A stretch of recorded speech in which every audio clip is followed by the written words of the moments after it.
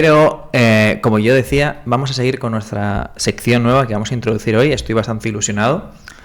Y para que veáis, y ni siquiera es mi sección, pero estoy bastante ilusionado porque tenemos una nueva sección. La hemos denominado sección aerodinámica. Entonces tenemos aquí a nuestro profe, el profe particular de panas formuleros, que nos viene a explicar un poquito la aerodinámica que tienen los Fórmula 1. Entonces, Joan, te dejo al mando de la clase.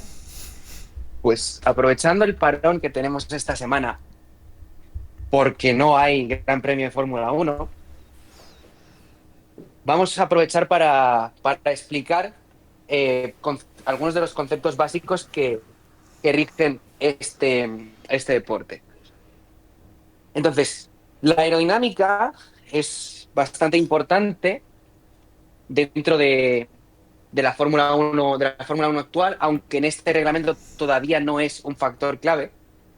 Pero ya que hemos hablado un poquito del alerón de la Macarena de Ferrari, y que a medida que vayamos evolucionando, los coches irán cambiando su perfil, iréis viendo cómo se modifican, cómo la forma en general cambia, cómo aparecen pequeños elementos en los alerones, en los pontones, detrás de las ruedas. Todo tiene que ver con cómo el aire se comporta en Fórmula 1. Y los conceptos más básicos de aerodinámica que aparecen en Fórmula 1 tienen que ver con la carga aerodinámica y el drag, la resistencia al avance. Este año tenemos lo que llamamos la aerodinámica activa, es decir, tenemos los alerones de los coches que pueden abrirse, es decir, pueden cambiar su ángulo, en lugar de estar más frontales al flujo de aire, se ponen como mucho más rectos. Y claro, la superficie que pega justo contra el aire es menor. Esto nos permite tener más velocidad. Pero bueno, ¿por qué sucede esto? Aquí tenemos dos ejemplos, ¿vale? El ejemplo más común de alas, alerones que tenemos en el día a día, quizás pueda ser el de los aviones. Y las alas de avión tienen pues un perfil como el que podemos ver aquí. Si lo estuviésemos viendo desde el lateral del avión, este sería el ala. Y el ala tiene un pequeño ángulo respecto al aire que le entra, que es hacia arriba. Entonces, este aire que se enfrenta al ala cuando se mueve el avión, lo rodea, lo pasa por diferentes caminos, tanto por debajo como por encima. Y esto lo que va a hacer en términos generales es producirnos dos fuerzas. Una va a ir hacia arriba, porque en un avión lo que queremos es que se eleve, suba para volar, que es la fuerza de sustentación, que cuando lo veamos en un alerón, su análogo va a ser la carga aerodinámica. Y otra es la fuerza de arrastre, es decir, el avión como se está moviendo y como este ala no está completamente plana respecto al aire, nos genera un pequeño arrastre, una resistencia al avance. ¿Por qué aparece esta resistencia al avance? Esta es la más obvia. Cuando tú, por ejemplo, abres un paraguas y te está soplando el viento en una tormenta, si tú pones el paraguas completamente frontal al viento, todo ese viento te está dando de cara y moverte te cuesta una barbaridad. Igual que si lo pusieses justo perfectamente hacia atrás. Entonces no llevas el paraguas completamente hacia adelante ni completamente hacia atrás porque no te vas a poder mover. En las salas de avión es lo mismo. Este aire está golpeando el avión, el ala de avión.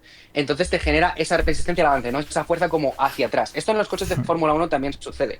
Claro. Y luego tenemos este arrastre, no, perdón, este arrastre, esta sustentación hacia arriba. Como el ala tiene diferentes formas por arriba y por abajo, el aire no puede viajar a la misma velocidad cuando va por arriba, que va un poquito más lento, que cuando va por abajo, que va un poquito más rápido. En aquellas zonas donde la velocidad aumenta, la velocidad del aire aumenta, se produce un efecto de succión. Esto lo podemos comprobar si utilizamos un secador. Por ejemplo, aquí tenemos una tirilla de papel, ¿vale? Una tirilla de papel. Y tenemos un secador de pelo, ¿vale? Uno lo que podría pensar a priori es que, vale, yo estoy soplando o yo estoy soplando justo por encima, lo suyo es que la tira de papel se mantenga abajo, porque digamos que la fuerza del aire la estoy haciendo por arriba, entonces esto se tendría que quedar aquí abajo. Pero lo curioso que sucede es que cuando yo soplo, esto se eleva. Qué guapo. Tienes más flujo de aire más rápido por arriba, entonces se genera un efecto de succión arriba. Cuando tú succionas por arriba, claro, la tira de papel tiende a subir, porque arriba hay esa succión que lo mantiene justo en sustentación. Esta es la misma fuerza que experimentamos en los aviones. Como tenemos una succión desde arriba porque la velocidad es mayor, hace que el avión suba. Cuando tenemos un alerón, es exactamente lo mismo que tenemos con un ala de avión, pero justo al revés. Claro. Es decir, el ángulo de ataque que se llama ya no está hacia arriba respecto al flujo del aire, sino que está hacia abajo. Entonces tenemos el aire viajando mucha menos distancia por la parte de arriba que por la parte de abajo. Como por la parte de abajo tienes que viajar a mayor velocidad, te genera una succión en esa zona de mayor velocidad. Entonces, como la succión ahora está abajo, la fuerza de sustentación va hacia abajo. Y ya no la llamamos fuerza de sustentación, la llamamos carga aerodinámica. Esta carga aerodinámica es la responsable de que los coches se mantengan pegados al suelo. ¿Por qué nos interesa tener unos alerones que tengan un cierto ángulo para que haya una succión hacia abajo? Porque cuando tenemos curvas a alta velocidad, si las hiciésemos con un coche de calle normal, nos iríamos a Cuenca. El coche no tendría carga aerodinámica que lo mantenga abajo, que lo mantenga pegado al suelo, y a esas velocidades te irías. Los Fórmulas 1, gracias a esta carga aerodinámica, que no solo se produce en los alerones, se produce en muchas otras partes del coche, pero para entenderlo, el alerón nos vale. Sí, es la pieza más básica para entenderlo. Eso es, la pieza más básica para entenderlo es el alerón. Necesitamos esa carga para poder hacer las curvas a alta velocidad.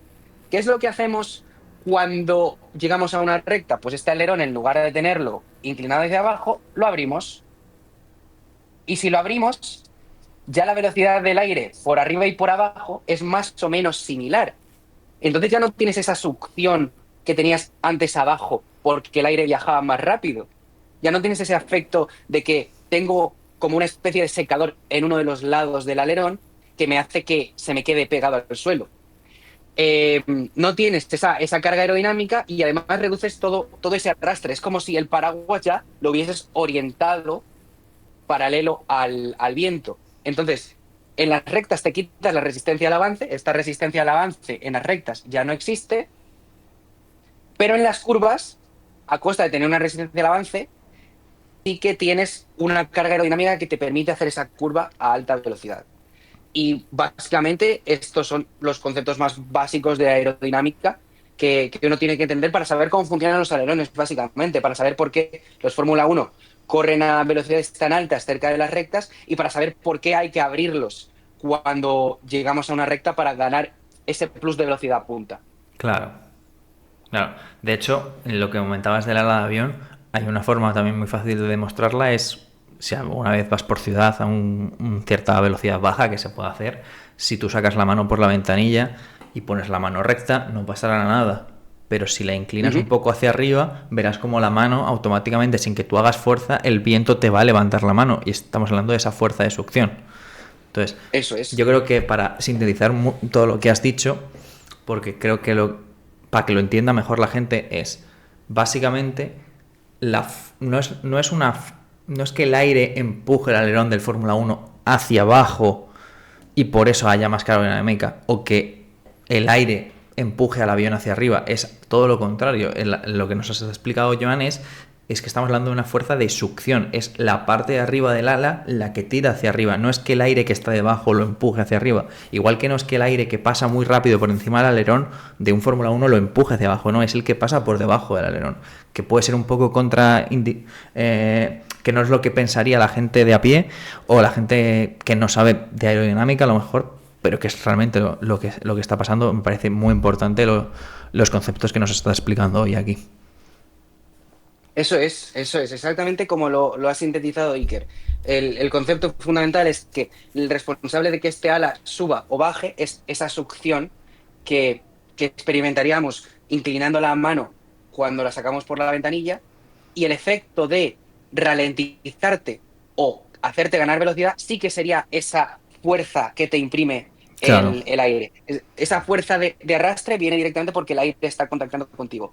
La otra fuerza de carga aerodinámica o de sustentación en el ala de un avión viene de esa succión. Todo esto, si alguien quiere investigar un poquito más, surge del concepto físico del teorema de Bernoulli, que relaciona la velocidad con la que pasa el viento por algún sitio y la presión. La succión es esa diferencia de presión. Pero para simplificarlo un poquito, pues tenemos estas analogías de las alas de avión, de la mano cuando la sacas por la ventanilla, del paraguas, con conceptos que se utilizan en tecnología puntera como la que tenemos en la Fórmula 1, pero que podemos comprobar fácilmente desde nuestro coche, desde nuestro paraguas o utilizando Un secador. un secador de pelo. Un secador de pelo que tenemos todos en casa y podemos hacerlo.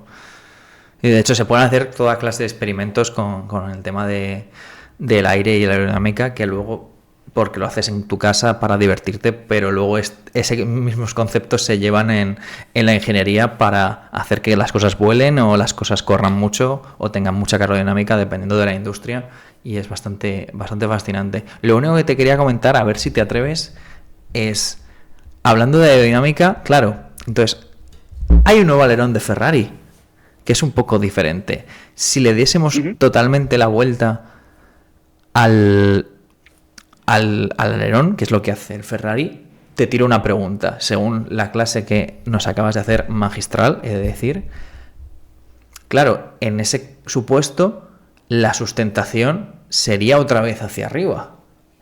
Estaría convirtiéndose en un ala de avión. O Sí, sea, estaría pasando de tu dibujo de abajo a tu dibujo de arriba, literalmente. es decir, sí, Es, estaríamos en las hace dos así. situaciones justo opuestas. Claro, Eso es. entonces estaría levantando el coche del suelo. Un poco, lo estaría intentando levantar. Obviamente no es suficiente sustentación como para levantar un Fórmula 1 porque pesa un montón. Pero claro, entonces Ujú. también estaría como despegándolo del suelo. Podríamos estar hablando de que a lo mejor incluso el rozamiento lo está disminuyendo. O sea, aparte del propio drag que estás perdiendo, estás ganando sustentación. Entonces te apoyas menos en el suelo, corres todavía más. Que puede ser a lo mejor el truco que está intentando descifrar Ferrari. En general, la fuerza que genera un alerón contra el suelo suele ser más grande porque el tema del agarre de un coche, ¿no? Y del rozamiento está más directamente relacionada con el propio peso del chasis y la superficie de contacto de los neumáticos con el asfalto y cómo esos neumáticos se amoldan, y ahí entran muchos factores.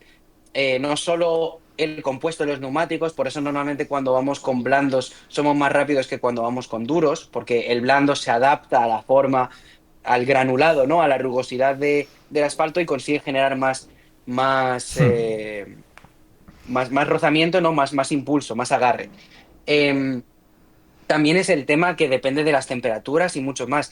Entonces, yo a priori, y desde la falta de conocimiento de cómo funciona esto y la relación y los datos que tienen los equipos, diría que esa fuerza de elevación no sería tan grande. También el hecho de que es momentáneo, es una cosa que ese momento en el que gira y cambia de orientación sucede relativamente rápido para todo el tiempo que estás con el ala abierta Claro, sí, en una eso recta. es cierto, sí, sí. Entonces, la afección no sería tan grande como los posibles problemas aerodinámicos y de arrastre, de drag que te pueda generar el hecho de que, vale, tienes un tiempo el ala rotando, entonces hay un tiempo en el que el ala está Claro, perfectamente perpendicular a la velocidad. Creo sí. que eso sí que sería más relevante, más en sí que el pequeño lift, el pequeño levantamiento que te pueda producir en el coche, que en este caso, teniendo otros tantos factores alrededor, no debería ser el más crítico. Yo creo que la idea, el concepto que está probando Ferrari va más por vamos a ver de qué manera el actuador es más efectivo y de qué manera podemos aprovecharnos de otro sistema nuevo de abrir los alerones. Claro, reducir todavía más el Más drag que... del coche. Ujú. Eso es, Claro, más más desde el punto de vista aerodinámico que desde el punto de vista del rozamiento del propio coche, donde creo que entran otros muchos más conceptos aparte de la aerodinámica. claro. Claro, bueno, sí, es que hay muchísimas variables ahí. Claro, también entra del punto de vista de que tal y como abre y cierra el alerón, hay un momento en el que está totalmente perpendicular contra el viento, que es verdad que es lo que dices Eso tú, es, es muy rápido y es insignificante, pero sí que hay un momento en el que hay un pico de drag muy importante. Porque en el momento eso que es, está eso aquí, es. eso es una pared, literalmente. Entonces, no sé hasta Eso qué es lo que podría punto ser más problemático. puede ser incluso beneficioso si se ajusta bien la rotación el momento de frenar. Porque el momento en el que levantan el acelerador y frenan, automáticamente se cierra. Entonces, sería como un poco como Eso abrir un es. paracaídas. El problema que yo le estoy viendo y que creo que es crítico es, claro, que no tienes carga hasta que cierra el alerón. Entonces ahí puede haber un Eso momento es cierto. crítico que tú ya estás frenando y él todavía tarda un poco. Pero bueno, la verdad que yo creo que está muy Claro, bien explicado. al fin y al cabo, como son activadores, todo esto va por software, tienen que programar el tiempo que tarda en girarse, el momento en el que se gira, igual que pueden por software programar los momentos en los que se hacen descargas de batería, picos y deploys de energía eléctrica. Lo mismo se puede hacer con estos actuadores. De hecho, es lo que se hacía antiguamente con el DRS y lo que se hace ahora con la aerodinámica activa. Como es un método nuevo en el que el alerón gira durante la activación, eso lleva a ajustar los tiempos para sincronizarlos a la tracción que esté intentando imprimir el piloto en un momento dado, la aceleración que se esté llevando en ese momento, el momento de la frenada. Hay muchos factores que entran en juego allí.